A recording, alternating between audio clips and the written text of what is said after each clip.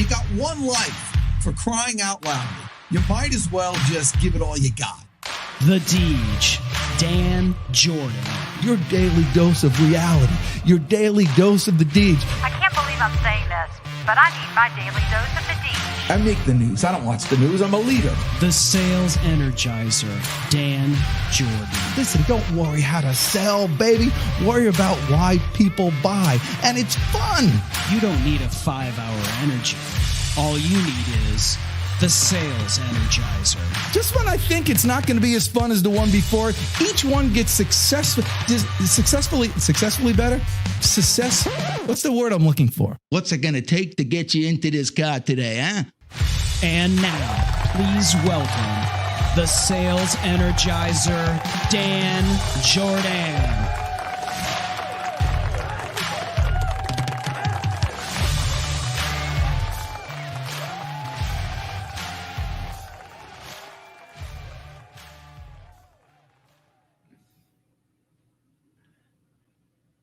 You know, this is when I stretch. This is my stretching period. It's a perfect stretching. That's what I do. You know what? On the intro, there's that one guy, Tom Nixon, who has the potato. Yeah. Why don't we get him to do it? But the potato hand, the arms have to be up for the potato guy. Oh, I mean, yeah, we'll have to have Tom back on the show, and he can raise Mr. Potato Head's hands. Simple to know. You look good. Did you get a haircut?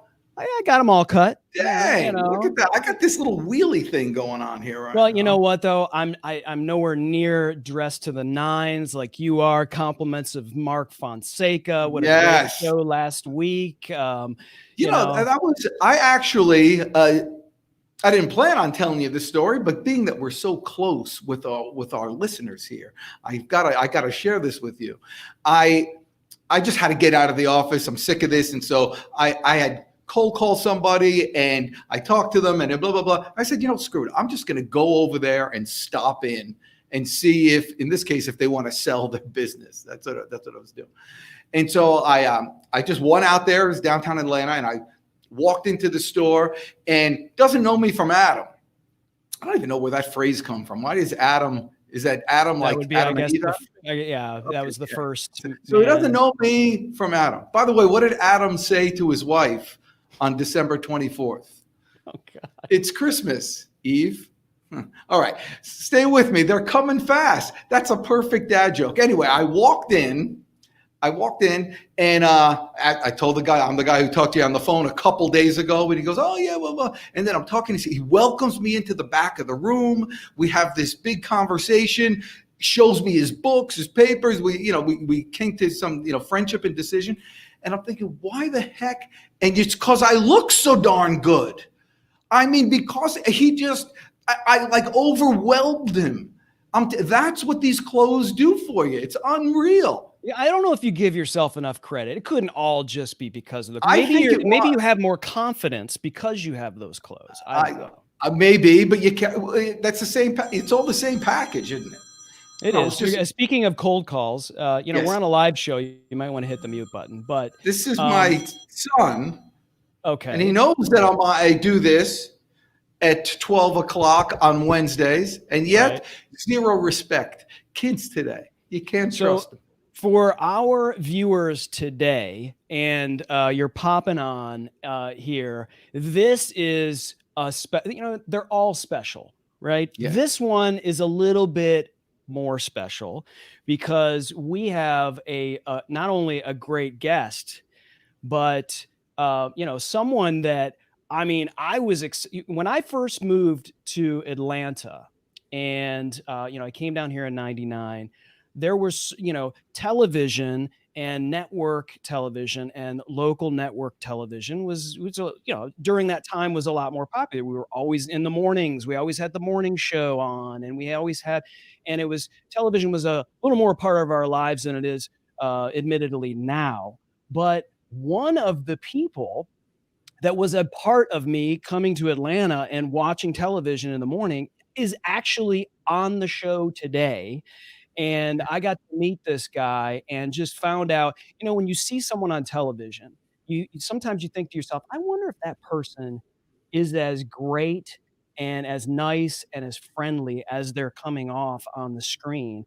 And when I met this guy, he absolutely was that and more.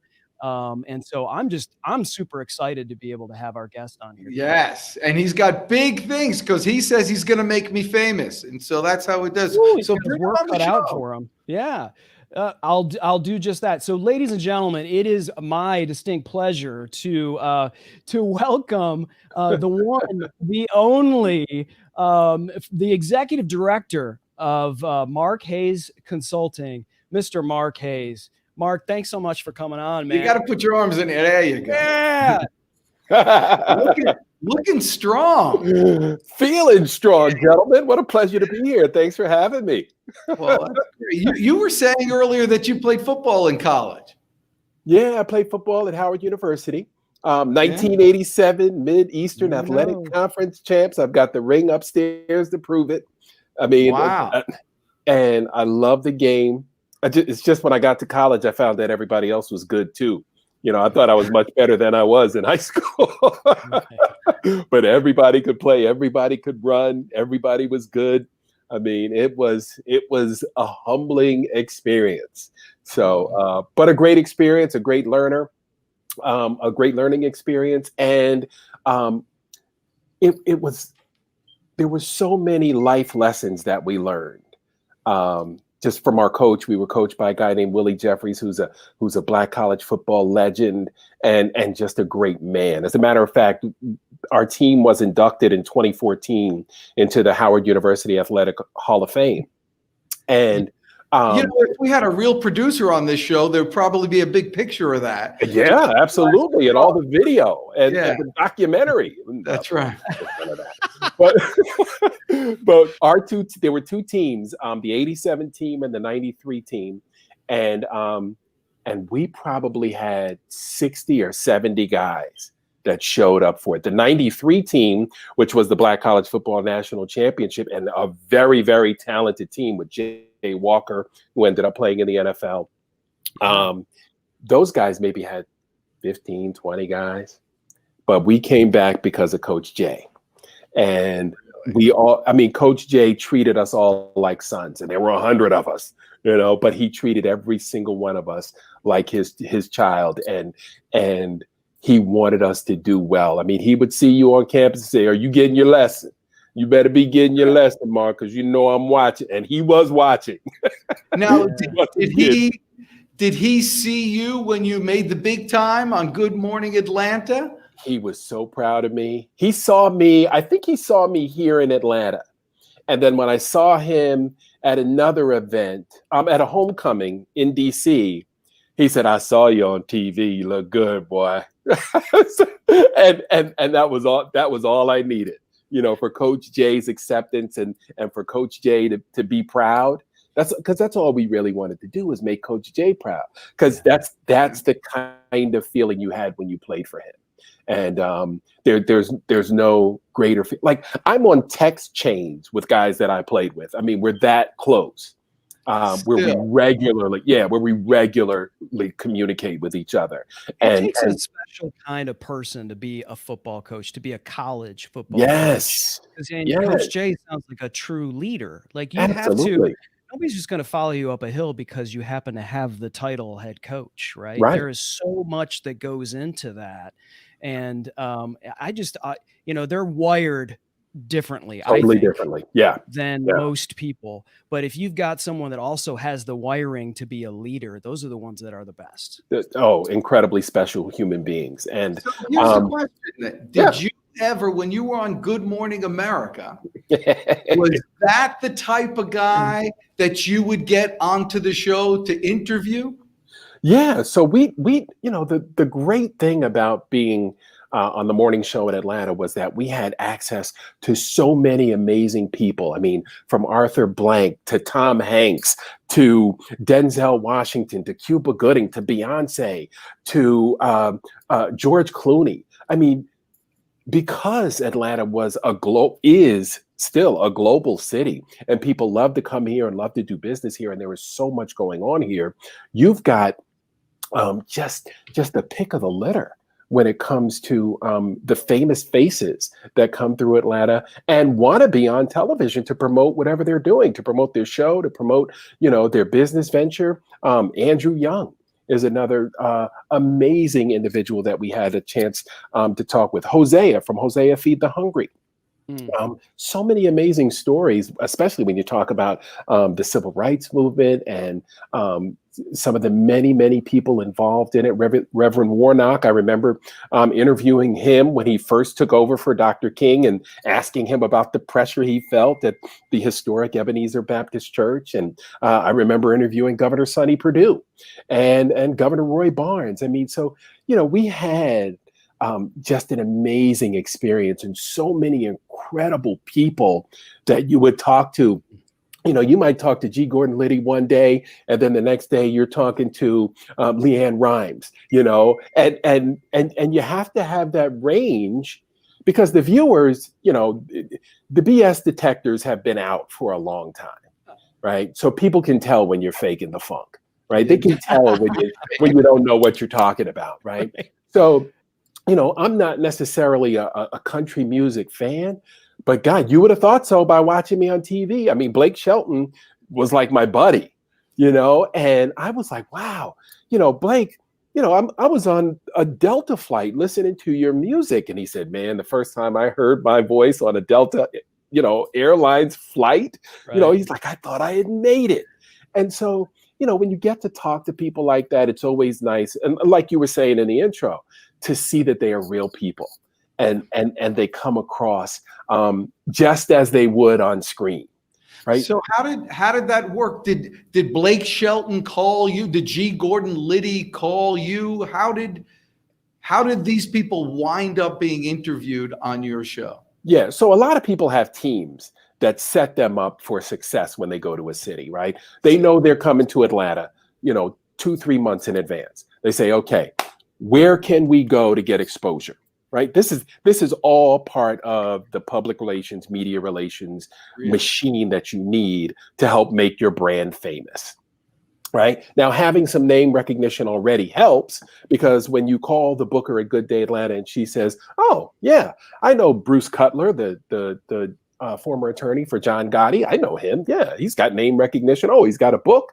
We're definitely interested. So if you have name recognition, it makes it easy. But you've also got to have a compelling why to be on the show, right? Because it's a money-making exercise for us. We've got to have a reason to make the viewer stick around until 9:40 or now they go until 11 o'clock, so 10:15 to make them stay because we're selling advertising. Right. So we've got to be able to say, hey, Dan Jordan's coming on the show, and here's why he's coming. You don't want to miss this.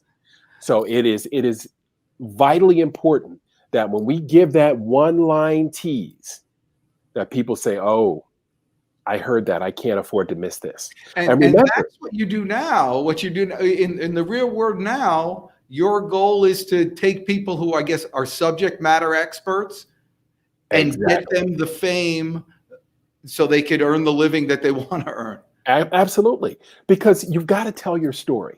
And what social media has done for us is given us the ability to tell our story, not only on traditional broadcast, but it helps people like the guest booker at Good Day Atlanta go find out exactly who you are.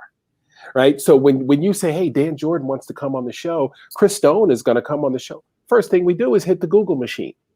Right. And we go see what pops up. Right. Is it something crazy? Are you out here, shooting kitty cats with a BB gun? Well, then we might not have you as a guest on the show. But if you're giving us content and giving us news we can use and uplifting content and stories to help us get to know you, then we can figure out how to tease you, how to position you in our shows, what value you might have to our viewer. Because remember, we have a very distinct picture of what the viewer looks like for Good Day Atlanta, for 11 Alive in the morning, for WSB. We all know exactly what the viewer looks like for our shows. So we want to make sure that if it is a white female outside the perimeter with 2.3 children and some college, well, we want to make sure our guests are talking to her. So that's you why. know all that? Oh, we do so much research in local television news. We spend more money on research than anything else because we've got to know who's watching so we know what to give them. If we don't give them what they want, they go look for it somewhere else. And remember, now you've got thousands of choices in the morning. Remember when you and I were growing up, we had channel 2, 4, 5, 7, 9, and 11. That was it. Right. Oh, you're from the Northeast, that's right. Yes. And then on the dial, it was a dial. Right. And like sometimes the numbers would break off, and so you knew because 4 and 5 were next to each other. So This is when we lose our millennial crowd right here, Mark. Is when Dan starts talking about the dial and the tinfoil. I was the channel changer, the remote control. My dad, Danny, come here, quick. Channel.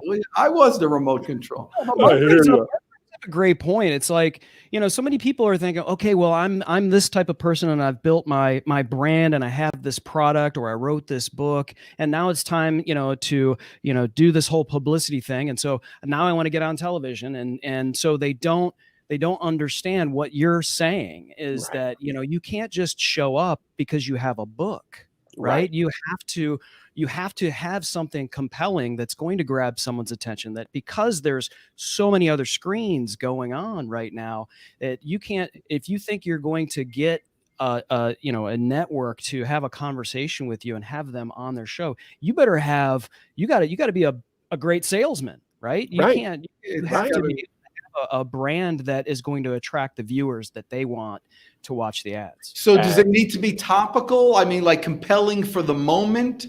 Like, let's say I wrote a book on how to do business in the Corona age. Absolutely. That's what we're looking for, right? Because think about it. So many people are out there looking for work now, right? Because husbands have lost their jobs. So even if our viewer is that female, she wants some information so she can help her husband get back on his feet. So if you've got something that's of value to the viewer, remember, ask yourself, what's the value to the viewer? What kind of value am I offering to their audience? And that's how you pitch, right? Because if you've got something that viewer needs or wants, we want to hear about it and we want to tell your story. That's true. My longtime assistant Ginger, who loves you, by the way, she's your biggest fan. I told her, tell her thank you. The first thing she said to me is, "That guy's got a smile. It warms me on a cold winter day." She was very poetic. Oh, thank you. I'm talking about the one that. That's right. That's right. But she used to say that every time somebody went on there with their book, she would buy the book. She would buy the book from the person every single time just because she wanted to support, a local person there. Yes. Well, and that's the advantage of local TV, right? Because, it's tough to get on Oprah's book club, right? But, Oprah would make people, bestsellers, right? We give you a little bit of exposure locally and people like Ginger buy the book. So when you have your book signing, you get a nice little crowd there, right? And it gives you a little momentum. And now you can build off of that because people are so busy now, and pre-pandemic, nobody was ever home, right? So now they're going to find that appearance that you have on Good Day Atlanta online so you can share it throughout your ecosystem. And that's how you build the momentum with it. Because, if you're not going to be home at 9:45, look, it's a pandemic, you're in your office. So right? Is this what you coach your clients? Is this what you do? Absolutely. Absolutely. So you get them. So if I'm an accountant or a lawyer or a chiropractor or any sort of a landscaper, but I want to get more business and more, you'll help me and coach me what to do when I get on a show. So we'll do the media training, right? But first, what we do is we drill down and we find your value. We find out, what do you have to offer when we go out here with your message, right? And number two, we got to figure out, who do you want to talk to? Where is your audience? Your audience may not be Good Day Atlanta, it may be WSB, or it may be a very hot podcast that we target, right? Because we have these subject matter niches now, right? Like your show, right? If people want information about how to become a better salesperson, about how to engage, how to get that energy, they can come to your show and just watch you do what you do. So if you're an accountant, there are podcasts out there, focused towards people who are in accounting. If you're a mental health expert, there are podcasts out there. If you're a millennial mental health advocate, there are podcasts geared toward that. So we have these subject matter niches that you can tailor your story to. And then once you figure out who your audience is and where they live, now we drill down on how to be effective with that communication so we can establish that connection. Well, right? Because I got two more questions. One question and a favor. So first of all, can you say hi to Ginger Hall? Hi, Ginger Hall. How are you today? Thanks so much for the lovely compliment. I certainly appreciate it. It's cool. And secondly, do you have any stories of anybody that, we only see the good stuff, but do you have any kind of bloopers, any kind of challenge of people, answer a question, so tell me this story. No, I'm not in the mood. I mean, just like yes or no people. Yeah. John Lovett, the comedian. Yeah. Yeah. So, I loved him in his movies, right? Because he's got this, weird kind of wry sense of humor that really is just funny to me. Like I enjoy that kind of humor. And I got to interviewing him on a movie junket out in California, and he was giving me these one-word answers. And I was like, are you kidding me? And then I had Dennis Leary. He's great. Oh, yeah. So not so much, right? So his PR people send us this, the fact sheet on the new project that he's working on. Well, the information on there says that he's doing a new movie with the King of Queens. What's his name? The King of Queens. Kevin Hart? No. Kevin Nealon. Or is it? No, it's not Nealon. It's not Nealon. The fat guy? Yeah, the big guy. As well? The funny guy. Yeah. I forget his name. Yeah. Okay. So I'm reading this introduction to him. Now I'm like the fourth or fifth interviewer. We're on satellite. I'm in Atlanta. He's in LA or New York or wherever he is. And so I said, Dennis has this brand new movie coming out with Kevin from King of Queens. And he's like, well, wait a minute. What is this? Why do you keep asking me these questions? I'm not doing any new project. And he just goes off on me. And is this live? No, we were recording. Oh, okay. Wow. And I'm like, well, wait a minute, dude. This is the information I have in front of me. Well, it's wrong. And he just starts going off on me. And I'm like, dude, I'm reading what your people said. Yeah. So have your people talk to my people. All right. And I said, I think this interview is over. What about you? Wow. All right. So we've got a couple of questions for Mark. Awesome. So Doug Lehman, in layman's terms, is tuned in and wants to know what the biggest adjustment you made from going from TV to consulting. The biggest adjustment was, number one, believing in myself, because I had no idea what I was doing. And number two, the best thing I did for myself to assist with that adjustment was get a business coach to help me figure out what business people like you guys, entrepreneurs, need from someone with my skill set, right? Because I didn't know, how to apply my skill set in corporate America, or, how to apply it and then market it. So I got a business coach. She helped me put everything in, and I felt so much better and so much more confident once I did that. Once I had some offerings and was able to go to people and have sales conversations, which I don't like, by the way. But once I was able to do that, I felt so much better. And things changed literally like that. Within weeks, I had customers. Yeah. And it was amazing. She was so good at what she did, and so good at helping me understand what I could do for people and what value I had. So the biggest adjustment I made was finding value in my skill set. Yeah, that kind of freaks me out, to think of someone who's such a monster like you. Just on TV, you exude total confidence. And the first thing you said is, I had to start believing in myself. Yeah. Dude, you're on TV. Oh, this is what people are saying. So, what we think of ourselves, and every salesperson is the same way. Right. So, right. Well, it's, it's different because, when I'm on TV and I'm like, when I'm doing this, I'm in my element, babe. This is what I do. Right. But you get me out here walking around with you guys among salesmen, and having sales conversations and marketing and creating packages, and getting to the people who can say yes and write the check. There are secrets,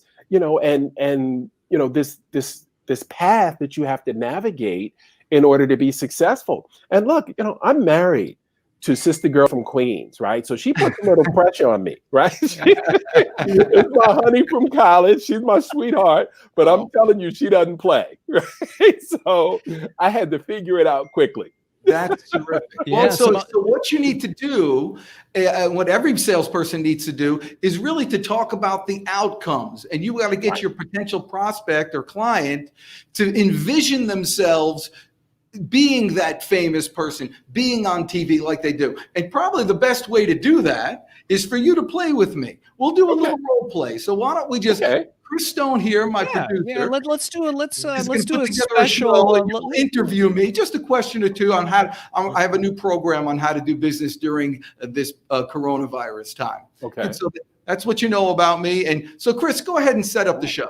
Okay. So everyone, don't change your dial. That's what that was that Dan was talking about earlier. That's a dial.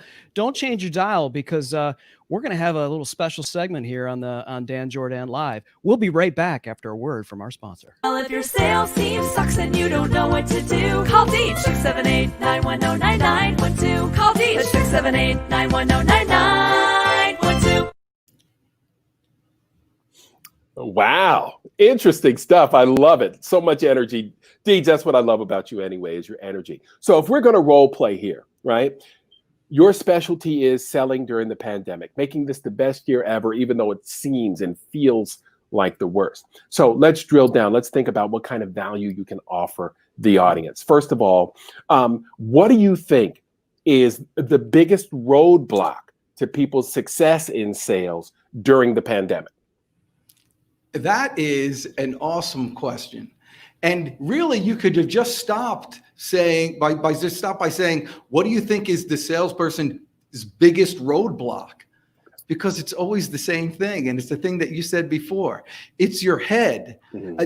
By nature, we kind of enjoy looking for the excuses. Nobody likes an excuse better than the person that's giving it. Right. And you can come up with a million different reasons why something won't work. But the successful people, the real winners, and they're all around you, people like you, people that are on TV all the time, are always just looking for the reason to make it work. And they're not willing to fail. And right now, during this time, you have an entire population of people that have a great excuse to sit back and do their natural lazy life. And so for the person who really wants to succeed, it's one step. It's just making your first step and going while everybody is sitting back. This is the best time in the world for someone to start a business for themselves now. Wow. Okay. So number two, how can you teach me and how can you teach our audience that skill set, that most important skill that they need to be successful? And here's why we do that. So you can clearly and succinctly state that when you get on TV, right? So you would want to have that in one line. And then people can say, oh, I can do that. Make sense? Yes, that's awesome. I can answer, when I was a boy, it's back into you getting to the right mindset. When I was a boy, I had my dad was like an immigrant from France and a Jewish guy. And so whenever he talked to me, I talk in his accent. And when I was graduating high school, he said, so Danny, what are you going to do with your life? And I told him I was going to get a job or whatever. And he said, okay, that's fine. He goes, remember this.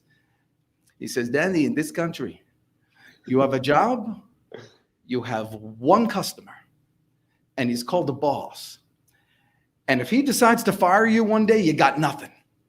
But he says, Danny, if you're a salesperson, if you're self-employed, he says, well, then you have 100 bosses, but they're called customers. And if one of them fires you, Who cares? You got 99 more. You see, success comes with the understanding that you're trying to earn an income, not a job.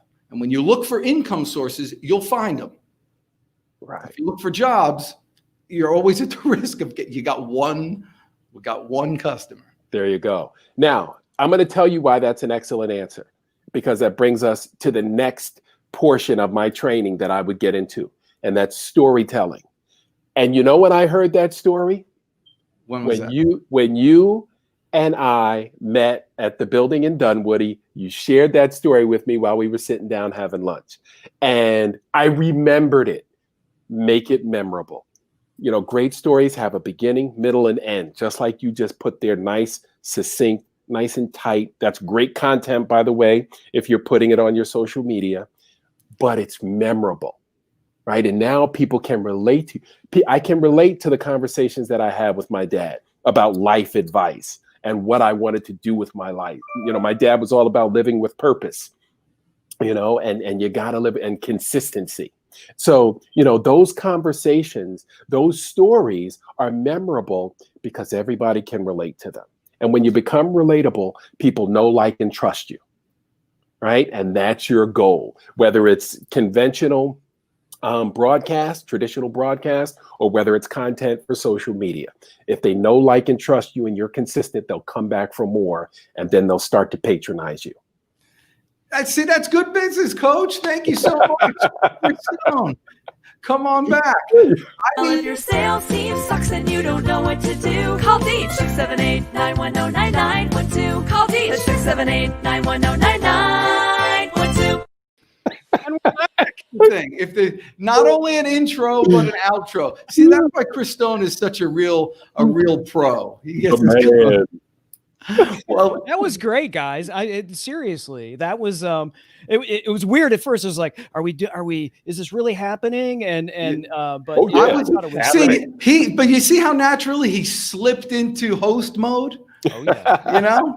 But that's great coaching. So tell me, how does somebody get a hold of you, or how does somebody get started if they're basically if they want to get famous and they want to get on TV and they want to tighten up their story, how do you help them? Or how can they get on?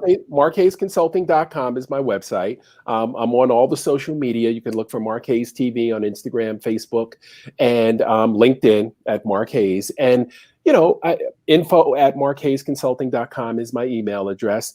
And, you know, I am regularly engaging in sales conversations. And like this pandemic has not slowed me down. As a matter of fact, I was talking to my wife just last week about hiring an assistant, a virtual assistant, you know, to help me keep up with some of my workload, because I'm really busy. And like there was a day last week where I was just slammed and I felt great about it. Like at the end of the day, I was like, wow, it's like 8:30 and I'm just now getting off my computer, and I couldn't be happier, you know, about being so busy, because, you know, in the beginning, I wasn't quite sure. Like when I walked away from that television newsroom for the very last time, I was like, okay, I know where I'm going, but I kind of don't. Yeah. But I'm going real fast. And so to finally see it all coming together and beginning to understand with some effectiveness what entrepreneurship is, it's a good feeling. And you know, you get more confident as you go. As you get those customers, you become even more confident.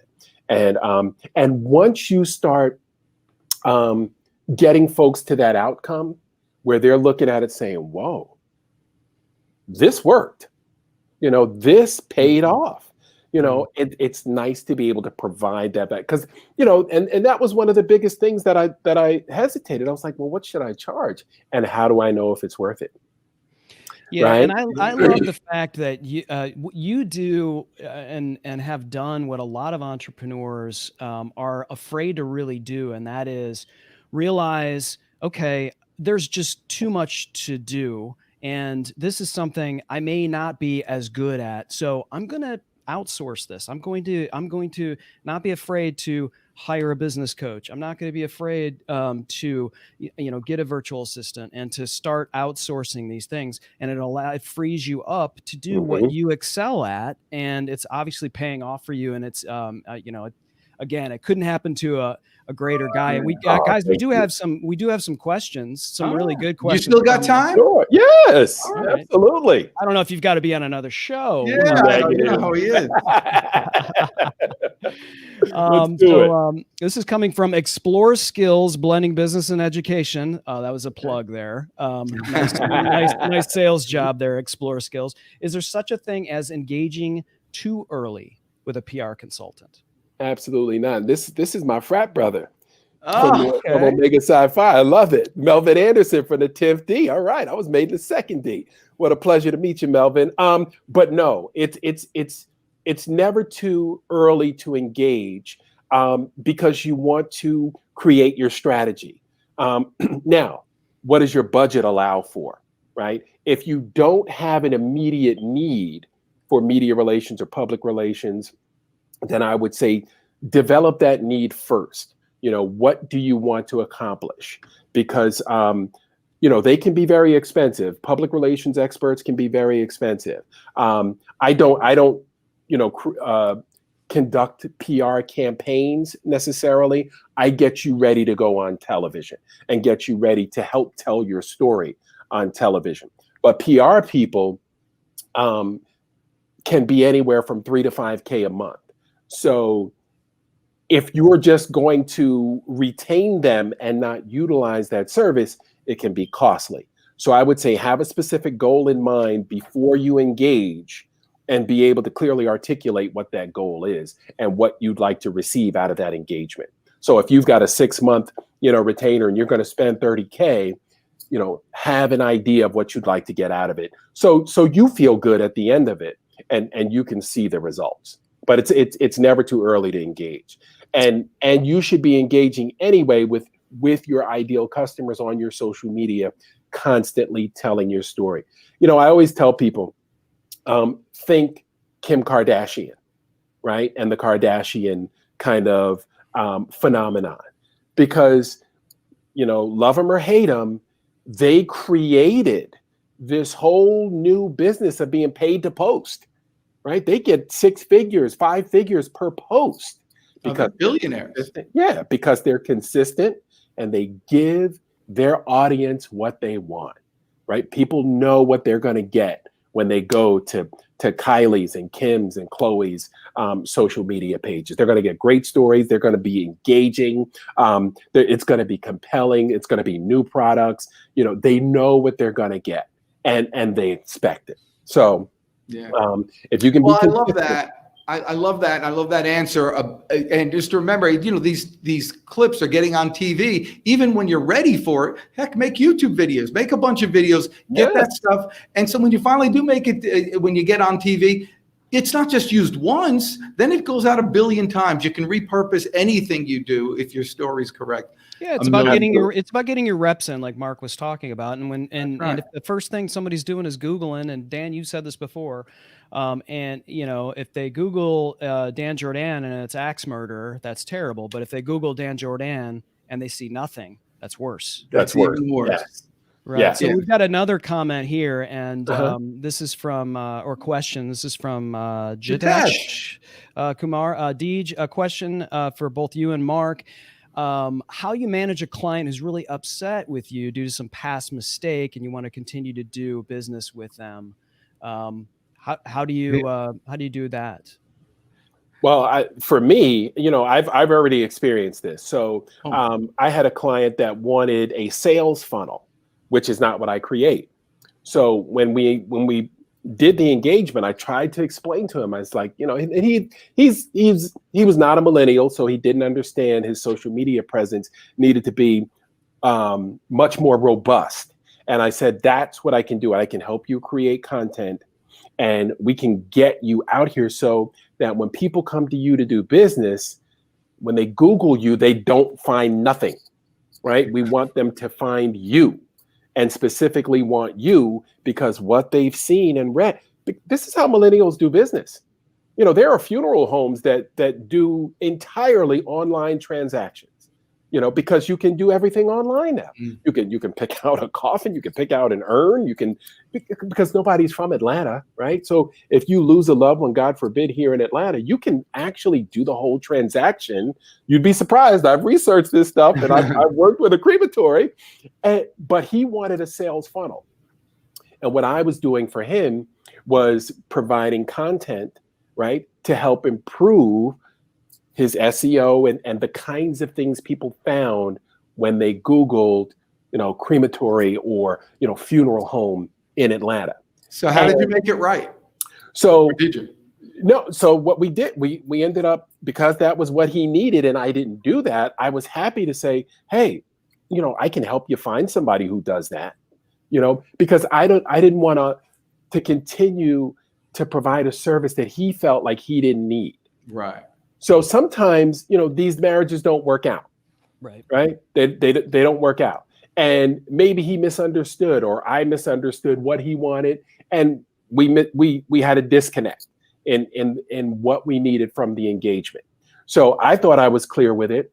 Maybe he thought he was clear with it, but we, it was oil and water. So we decided to go our own separate, but we went our own separate ways and we're still, cordial. I still check on him, see how you're doing. How's the business going? I hope everything's going well. If I can ever help, if you ever feel like you need what I do, come on, I would work with him again, but now sometimes, you're not going to be able to make it right, and like you say, Deej, the customer is number one. So satisfy the customer, do what you have to do, within bounds, and try to make it right as best you can by doing the very best job and offering the very best service you can offer. Outside of that, I don't know, how you change someone's opinion. Right. That's exactly right. And entrepreneurs, Jitesh, anybody out there, you're going to run across that. You're going to have not great relationships with some of your clients or customers or what have you. But that's one of the things that the small business mindset works so well during this time of Corona time. It's because we're very comfortable with change. We're very comfortable with adapting to new situations. It's the larger companies that have policies that you have a hard time working with. When you're a small business guy or an individual contributor as a salesperson, you're able to adapt and change at any time. This is a great advantage during this time for someone like this. It's when things change economically in any situation, the small business guy finds a way. Mm-hmm. The entrepreneur finds a way to get around it. The large business fires people. Right. Because they're trying to save money. That's what it goes. So Jitesh, figure out a way. And if that doesn't work, get yourself a new customer. All right. There you go. And it looks like Melvin wants to know if you provide access to markets outside of Atlanta as well. Oh, absolutely. Well, the beauty in what Zoom has shown us is that you can work from home anywhere and with anyone. All right, I'm going to hold on. I'm going to interrupt you. I know that's not right, but I'm going to interrupt you because this is a sales situation. The guy's asking for you to buy something. So the question is, do you do outside of Atlanta? You say yes. Here's my number. Call me. Let's set something up. Yes. Okay. Here's my email address, info@marquezconsulting.com or 404-510-6674. You can reach me there. But absolutely, to get bookings in other markets. I mean, we book people from all over the world when we were at Good Day Atlanta, right? So it didn't matter where, the pitch came from. If you have something that's happening in DC, it's the same process. We identify the shows that have an opportunity for you to go on that fit what you're looking for, that talk to the audience that you're looking for, and we pitch them. And that's the one thing that takes a little bit of patience. Obviously, today, Good Day Atlanta is not booking any guests for the morning after a contested presidential election, right? Because all people are looking at is what's going on with this election.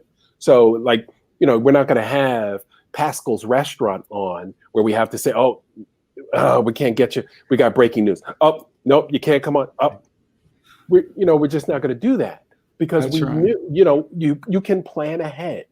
So now, if you're an elections law expert, we might book you, right? If you're someone over at Georgia State Law School and you're an elections law expert or a constitutional scholar, we'll have you on all day long.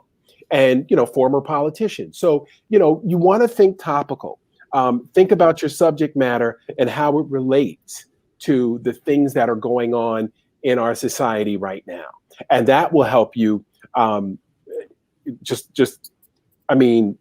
exponentially get on television shows and shows where you can show off your expertise and how it applies to what's happening in today's society.